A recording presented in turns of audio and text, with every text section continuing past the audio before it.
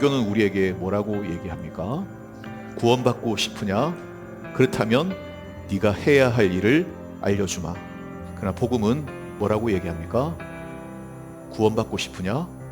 예수님이 하신 일을 알려주마. 예수님이 너의 구원을 위해서 다 이루셨다. 진노의 자녀로 죽을 수밖에 없었는데 하나님이 그 큰 사랑을 인하여 은혜로 우리를 구원하셨다. 이게 하나님이 하신 일이라. 이게 복음의 내용이라고 하는 것이죠.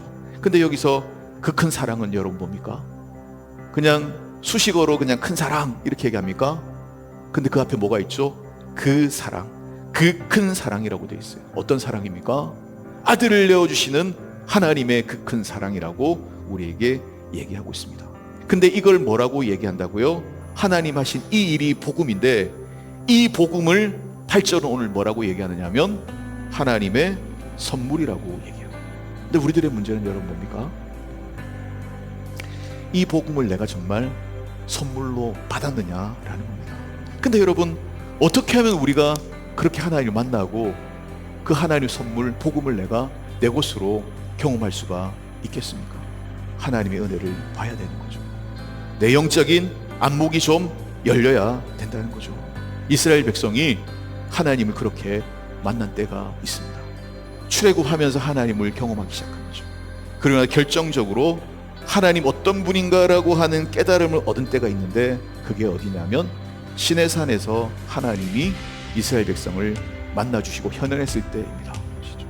여러분 여기서 이스라엘 백성이 하나님 어떤 분인지 본 거예요.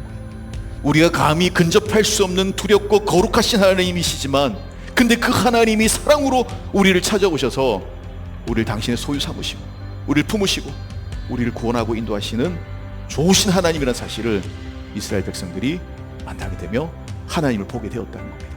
1400년 뒤에 갈보리 산에서 우리는 그 하나님을 만날 수가 있습니다. 우리는 하나님 앞에 설 수 없는 죄인이고 하나님의 거룩을 침범하여 죽을 수밖에 없는 죄인이었지만 예수 그리스도가 우리 대신 죽음을 당하심으로 우리를 구원하셨습니다. 그 골고다 십자가를 우리들이 바라보게 될 때 하나님을 우리들이 보게 된다라는 것입니다. 죄로 인해 죽을 수밖에 없는 나를 위해서 예수님이 대가를 치르시고 내 죄를 용서하시고 내 생명을 사셔서 나를 하나님께 올려드렸습니다. 나는 그걸 믿고 받아들이면 나는 그 선물을 누리게 될 것이고 복음의 능력을 체험하게 될 것입니다. 선물은 이미 여러분에게 주어져 있어요. 근데 그 선물을 정말 내 것으로 누리려면 어떻게 해야 되죠? 포장지를 뜯어야 되죠. 포장끈을 풀어야 되죠.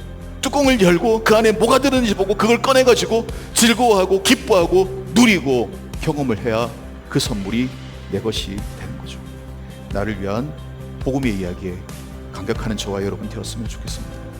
그 복음의 은혜를 여러분 다른 사람이 아니라 내 것으로 누리고 여러분 살아보지 않으시겠습니까? 선물은 여러분 앞에 있습니다. 그 선물을 풀어보시기를